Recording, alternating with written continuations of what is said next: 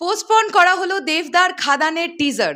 বন্ধুরা, আগামীকাল অর্থাৎ 14ই অগস্ট সকাল 11টার সময় ড্রপ করার কথা ছিল খাদানের টিজার।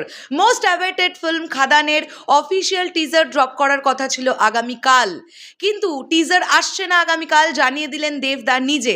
আমি জাস্ট নাও দেবদার পোস্টটা দেখলাম এবং দেবদা জাস্ট 1 মিনিট আগে পোস্টটা করেছেন। কি কারণে বাতিল করা হলো খাদানের টিজার রিলিজ ডেট, এক্স্যাক্টলি কেন পোস্টপন্ড হলো, সবটা তোমাদেরকে এখন এই ভিডিওতে জানাবো। তাহলে চলো একদম দেরি না করে ভিডিওটা শুরু করা যাক। আর এখান থেকে আবারও একবার বলতে চাই, মানুষ দেবদাকে স্যালিউট।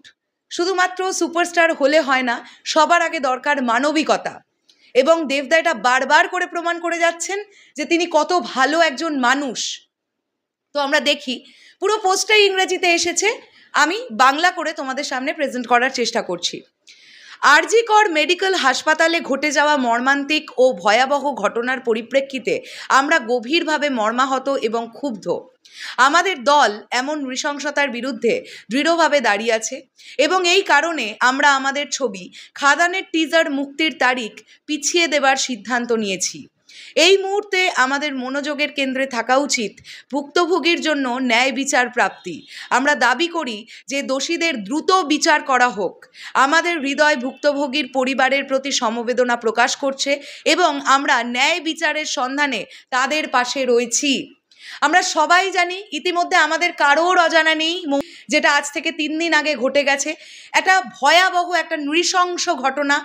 আমরা সবাই জানি এটা নিয়ে যে এক্স্যাক্টলি কি বলা উচিত, মানে আমার মেয়ে হিসেবে আজ অনেক কথা বলতে ইচ্ছে করছে, কিন্তু কি হবে বলে আজকে আমরা দেখতে পেয়েছি হাজার হাজার লক্ষ লক্ষ মেয়ের সঙ্গে এই সেম জিনিস ঘটছে, এই সেম জিনিস ঘটে চলেছে।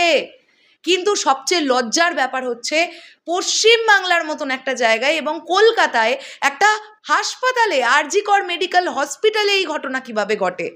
সব থেকে খারাপ লাগার এবং সব থেকে ভয়াবহ ঘটনাটা হচ্ছে এটা।